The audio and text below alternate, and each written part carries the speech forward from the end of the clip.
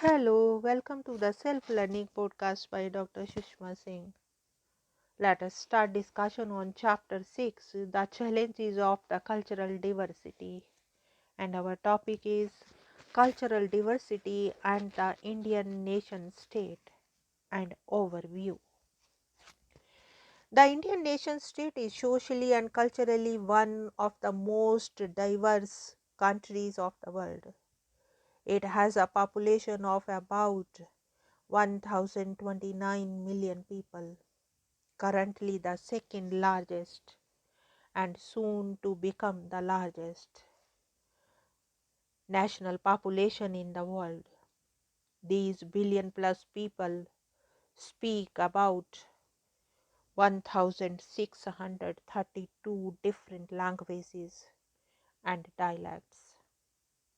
As many as 18 of these languages have been officially recognized and placed under the 8th schedule of the Constitution, thus guaranteeing their legal status. In terms of religion, about 80.5% of the population are Hindus, who in turn are regionally specific, plural in beliefs and practices, and divided by caste and languages. About 13.4% of the population are Muslims, which makes India the world's third largest Muslim country after Indonesia and Pakistan. The other major religious communities are Christian 2.3%, Sikh 1.9%, Buddhist 0.8%, and Jains 0.4%. Because of India's huge population, these small percentages can also be added up to large absolute numbers. In terms of the nation state's relationship with community identity, the Indian case fits neither the assimilationist nor the integrationist model described. But it is very beginning the independent Indian state has ruled out an assimilationist model. However, the demand for such a model has been expressed by some sections of the dominant Hindu community. Although national integration is a constant theme in state policy, India has not been integrationist in the way the Constitution declares the state to be a secular state. But religion, language, and other such factors are not banished from the public sphere. In fact, these communities have been explicitly recognized by the state, by international standards. Very strong constitutional protection is offered to minority religions. In general, India's problems have been more in the sphere of the implementation and practice rather than laws or principles. But on the whole, India can be considered a good example of a state nation, though it is not entirely free from the problems common to nation state. Now let us move to the next point, regionalism in the Indian context. Regionalism in India is rooted in India's diversity of languages, cultures, tribes, and religions.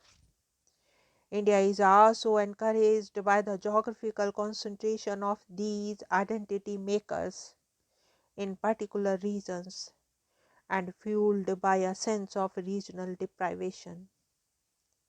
Indian federalism has been a means of accommodating these regional sentiments. After independence, initially the Indian state continued with the British Indian arrangement, dividing India into large provinces, also called presidencies. Madras, Bombay, and Calcutta were the three major presidencies. Incidentally, all three cities after which the presidencies were named have changed their names recently. These were large multi-ethnic or multilingual provincial states, constituting the major political administrative units of a semi-federal state called the Union of India. For example, the old Bombay state continuation of the Bombay Presidency was a multilingual state of Marathi, Gujarati, Kannada, and Konkani speaking people. Similarly, the Madras state was constituted by the Tamil, Telugu, Kannada, and Malayalam speaking people. In addition to the presidencies and the provinces directly administered by the British Indian government, there was also a large number of princely states and principalities all over the India. The larger princely states included Mysore, Kashmir, and Baroda, but soon after the adoption of the constitution, all these units of the colonial era had to be reorganized into ethno-linguistic states within the Indian Union in response to strong popular agitations. Language coupled with regional and tribal identity and not religion has therefore provided the most powerful instrument for the formation of the ethno-national identity in India. However, this does not mean that all linguistic communities have got statehood. For instance, in the creation of three new states in 2000, namely Chhattisgarh, Uttaranchal, and Jharkhand, language did not play a prominent role. Rather, a combination of ethnicity based on tribal identity, language, regional deprivation, and ecological provided the basis for intense regionalism, resulting in statehood. Currently, there are 28 states, federal units, and 7 union territories centrally administered within the Indian nation state. Respecting regional sentiments is not just a matter of creating states. This has to be backed up with an institutional structure that ensures their viability as relatively autonomous units within a larger federal structure. In India, this is done by constitutional provisions defining the powers of the states and the center. There are lists of subjects or areas of governance which are the exclusive responsibility of either state or center, along with a concurrent list of areas where both are allowed to operate. The state legislatures determine the composition of the upper house of parliament, the Rajya Sabha. In addition, there are periodic committees and commissions that decide on center state relations. An example is the Finance Commission, which is set up every 10 years to decide on sharing of tax revenues between center and states.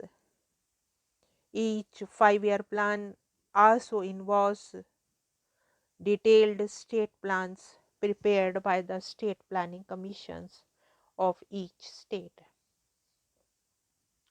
On the whole, the federal system has worked fairly well, though there remain many contentious issues. Since the era of liberalization, there is concern among policymakers, politicians, and scholars about increasing interregional economic and infrastructural inequalities. As private investment, both foreign and Indian, is given a greater role in economic development, considerations of regional equity get diluted. This happens because private investors generally want to invest in already developed states where the infrastructure and other facilities are better. Unlike private industry, the government can give some consideration to regional equity and other social goals rather than just seek to maximize profits. So, left to itself, the market economy tends to increase the gap between the developed and backward regions. Fresh public initiatives will be needed to reverse current trends.